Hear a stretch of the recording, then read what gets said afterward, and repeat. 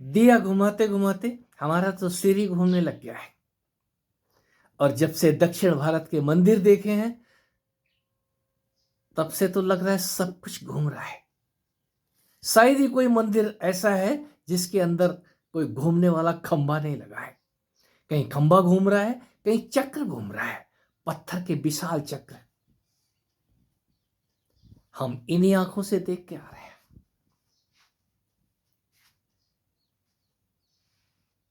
आखिर क्या वजह है? हमारी घूमने में रुचि क्यों है? हम एक जगह टिक के नहीं बैठ सकते। यदि उठ गए हैं तो अब मन करेगा कहीं घूम आते हैं। और घूमने के लिए जाएं तो जाएं कहां? यदि धार्मिक हुए तो मंदिरों की तरफ चल देते हैं। और ज्यादा ही कोई रुचिवान हुए तो प्रकृति के नजदीक चल देते हैं। चलो बगीचा देख के आते हैं, सैर सपाटा करके आते हैं।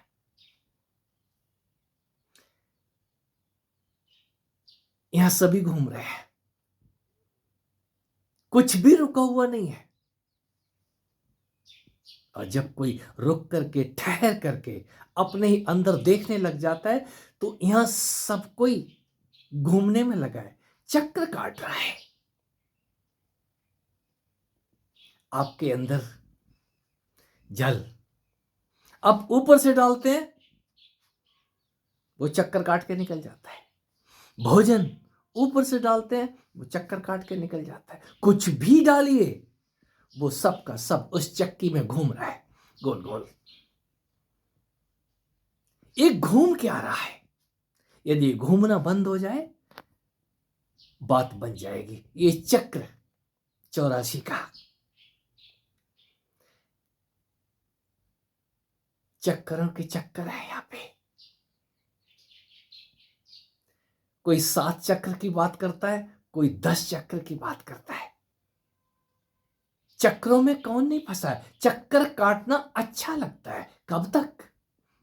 जब तक इस भूल भुलैया में आप अपने आप को असहाय महसूस नहीं करने लग जाते। ओह, अब तो बहुत हो गया, अब आराम से बैठेंगे। आराम से तो कभी बैठना कहां हो पाता है। कोई बिरला आराम से बैठता है। और जब वो आराम से बैठता है तो फिर दूसरे को भी बोलता है, कहां दौड़ लगा रहे हो, किसके लिए कमा रहे हो? अरे सिकंदर, उपदेश बहुत अच्छे लगते हैं दूसरे के। दूसरे को सुनाने में भी बड़ा मजा आता है।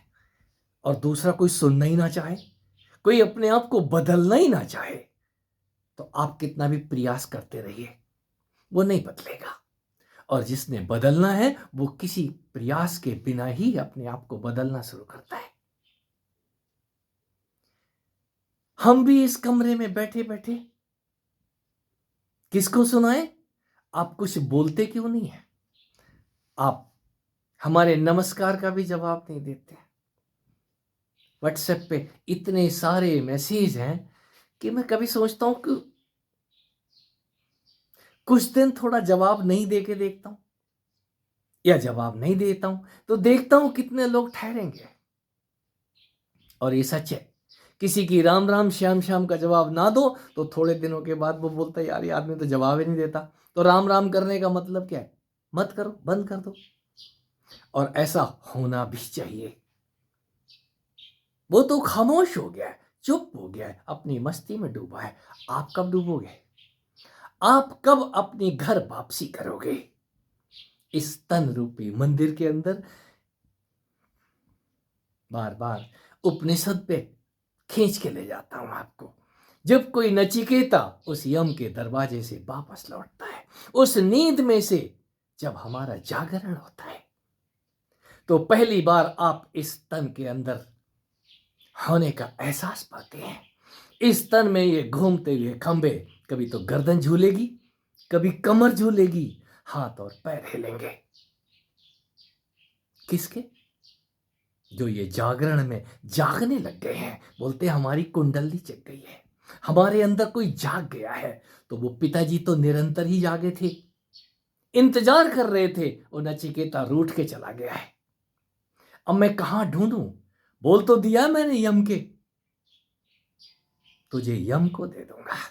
और वो शायद चला भी गया होगा, मुझे तो नहीं पता है यम का, लेकिन कहीं वो वास्तव में चला तो नहीं गया, और वो वास्तव में ही चला गया था।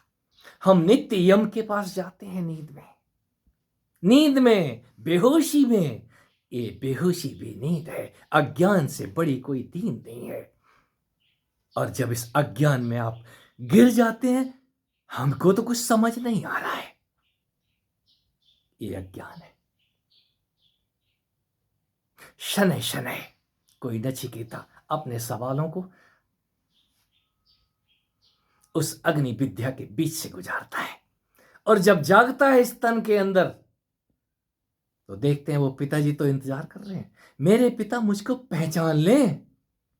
तो ये तन आपको तत्क्षण पहचान लेता है, बेटा जाग गया है। ये गदा युद्ध, छोटा पहलवान कहीं बड़े पहलवान से ही लड़ता है, आप छोटे तो हो जाएं। वो शक्ति जागती है, वो शक्ति को आप मां कह सकते हैं, पिताजी कह सकते हैं। मेरे पिताजी पहलवान थे, बताए दे रहा हूं, और वो मेरी गर्दन पकड़ के हिलाते रहते थे। ये मुर्गी जैसी गर्दन लेकर के घूमता है, चल तुझे दंगल में कुश्ती सिखाता हूं। और मैं भागता रहता था, मैंने कभी कुश्तियां नहीं लड़ी हैं, लेकिन आज अपने आप से कुश्ती लड़ता हूं। क्यों? मैं छोटा हो जाता हूं, आज वो इस तन के अंदर बड़े हैं, मैं उन्हीं के साथ कुश्ती लड़ता हूं, मैं उन्हीं का काम हूं, उन्हीं के काम से मुझे एक काम मिला है। और जब काम अपने बाप से लड़ने लग जाए, तो हारने का मजा कहीं पिता के सम्मुख आता है, और वो जिता देते हैं हर बार। मैं छोटा होकर के कभी घटता हूं, कभी बढ़ता हूं, कभी बड़ा होता हूं, कभी छोटा होता हूं, युद्ध करता हूं, पिता के साथ युद्ध अंदर का। ये घूमने वाले हिस्से आपको समझ आएंगे, आप इस तन में वो घूमने वाले खंभे लेकर के आए हैं, जो चारों तरफ चक्की के पार्ट जैसे घूमते हैं। कोई घुमाने वाला तो चाहिए उस गधा को।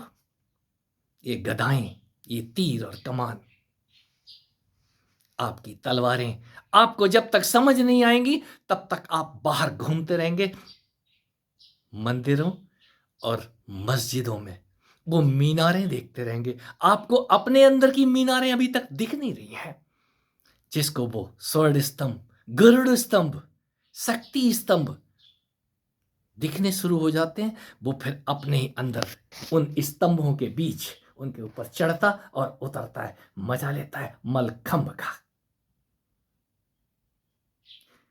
खंभे